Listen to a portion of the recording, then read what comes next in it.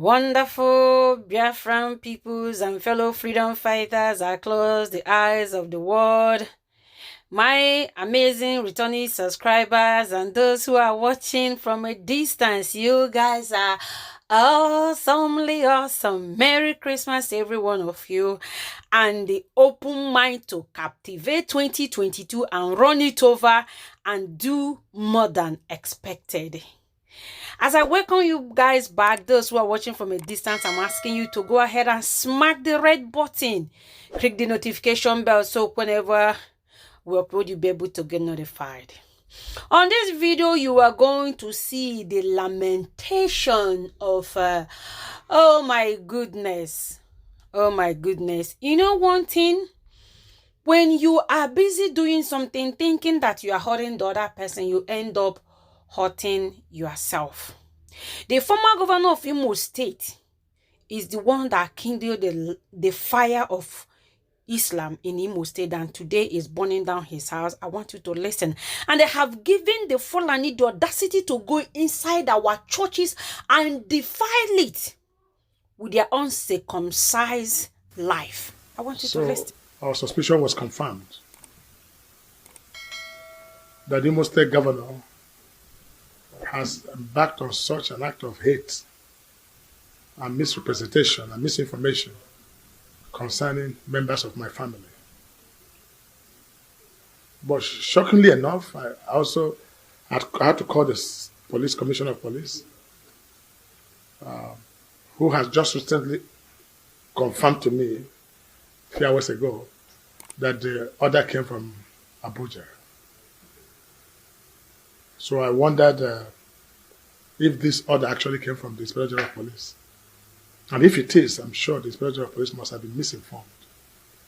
But I'm yet to see what kind of offense Oluche wants to have committed to warrant this discretion of the church and sporadic shootings that has left a lot of people injured. I want to request for the first and last time that security agencies, presidency must look into what is happening in Imo State. This affair has relates the government of Imo State and members of my family. This family has gone through a lot, insult and humiliations and threat to life from the government of Imo State. But I'm yet to understand what must have informed the kind of level of misinformation that must have led the IG to give such directives. Because the IG, I know, wouldn't direct any policeman to go to church and shoot and arrest innocent citizens. I feel that enough of this is enough. And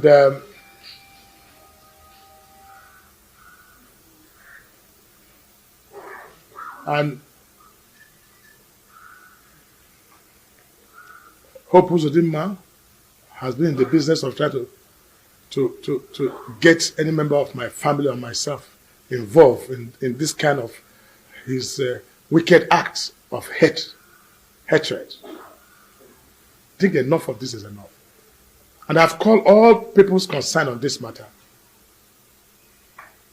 And I hate to make this very public, but I'm being tempted to say the facts as they are. I don't want the police to get involved. I don't want the APC government led by Buhari to get involved in a matter like this that will tarnish the image of the Federal Republic of Nigeria. Why should police go to the church to arrest people and arrest individual innocent person? What is the story they've written about him? I'm waiting to hear the story. I can assure you this will be a political, motivated and cooked up story now they're going to come up with. This is one arrest too many has led to me and members of my family. There was just no justifiable reason for the police to have gone into the church to carry on such shooting exercise. Even the security attached to my family could not, because they identified the policeman. Why go to the church? Why is he shooting? Why do you have to drag the innocent boy on the floor? Why do you have to beat him up? Why do you have to push my wife? Why do you have to push my daughter? Why have to tear their clothes? There was no single arrest warrant on Uchenwosu. Nothing at all. It was like a kidnap. If not for the fact that we have confirmed that it is police, the initial fear that this was unknown gunmen that has come to kill Uchenwosu. But I don't know. The Uchenwosu I know, I don't know what story will be fabricated against this young man. The state government is aware of the disgusting, very disgusting utterances that were made today by a former governor of the state, Rochas, Okorocha. And it's marks of clear panic. It looks clearly to us that he's in a panic, in a frenzy. He's in a panic because it looks like the law is gradually closing in on him. And it's expected that he will panic because the guilty is always afraid. So one is not surprised the way he's talking incoherently. If you listen to him, you find a man who is panicking, talking very incoherently. First he says that police came into the church shooting, and then the wife approached police shooting, and she was not hurt. It doesn't make sense to anybody. And then he says that they saw government house vehicles, which confirmed that His Excellency Governor Uzodinma's son was in the arrest. You know, but he didn't tell us which number. If he was sane enough and in a good state of mind with all the sporadic shooting he claimed to see government house number, he should have quoted at least one government house number so that people can verify. In the same breath, he also says that he called the commissioner who said the order came from Abuja. Yet he's still accusing the state government. And then he's saying that the Inspector General of Police must have been misinformed. What is surprising is that if a man is innocent or feels no guilt, and the police has said that we are in custody of this man, the next thing is to allow the due process to follow.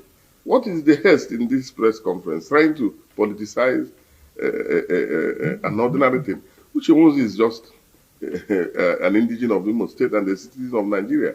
And if he has run foul of the law, the police has every right to arrest him. And how they do it should not be, nobody should dictate to them how they do it. It depends on the gravity of the offense, and it depends on the information at their disposal. You know, you never can tell. Maybe they had that, maybe from there he's leaving for the airport going to, so they might decide to take necessary steps to make sure that they get him in their custody. But what is painful is that a former governor of this state, Rochas Okorocha, is busy raining abuses on His Excellency, the governor of Imo State, and saying all manner of things about him. I don't want to join issues with him. And he's claiming that he doesn't know what he has done. He has not done anything except that he raped Imo State treasury. He raped Imo State resources. He raped Imo State people and looted their common patrimony. If he's still lacking any evidence to that effect, they recently recovered the K.O. Mbadiwe University, built with over 40 billion of Imo State resources. Should be enough evidence. He should actually bury himself and his face in shame.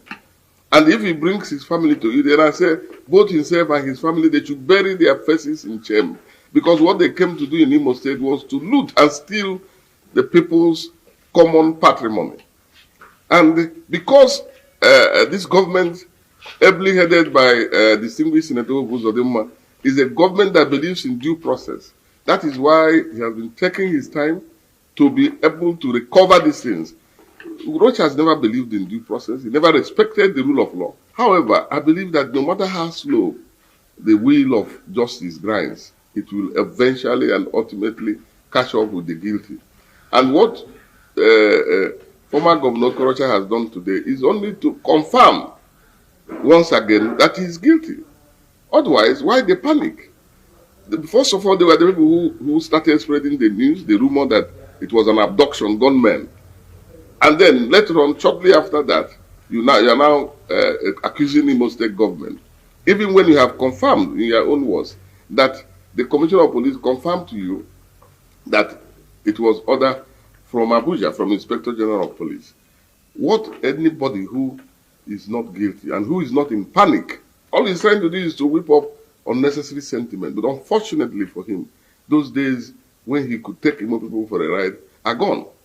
Because Imo people now know him as a man who came here and looted them dry. And honestly, in a civilized society, this man should not be walking about the streets free. He should not be talking the way he's talking. He should bury his face in shame, because he was a total disaster to Imo State. And that is why he's in a panic, because he doesn't know what next. If I were him, and if he's somebody who is sure of himself, what he should do is to wait for the due process of law to take its place. Thank God, nobody is taking the laws into his hands. If Uchemosi is guilty of anything, the police has arrested him. The next thing is the next step, and they find out why has he been arrested. And if he committed a crime, of course he should face the wrath of the law, because he's not above the law. So what is the point of trying to whip up sentiment that is sure that this is part of his plan to name him and his family as those behind the banditry in Imo State? He's already indicting himself. So that is why I say he is guilty, and he's in a panic. He's in a frenzy. He's in a panic because he is guilty. And anybody who is guilty, that's the first thing. The first reaction is to panic and begin to talk incoherently as he's talking. As far as I'm concerned, if you listen to him as I have done, you will find that this man is in a panic and is talking incoherently, and that is not going to save. To stop the course of law to take his place. If Uchemosi is guilty of anything, the law will take its course. And if Okorocha is guilty of anything, the law will take its course. So all these ones is shouting, talking about this, it's not going to save him. What he should do, and what anybody who loves him should do, is to say, let the rule of law take its course. Not to whip up sentiments, talking about a political this and that and that. If you politicize such a weighty thing, and mind you, for God's sake, we are facing a serious situation. Government has repeatedly said that the insecurity in the state is politically contrived. Assuming this is why Uchemosi is arrested, I don't know, because the police will tell us eventually. So is that what we should do politics with? Thank you for watching. If the video interests you, please share.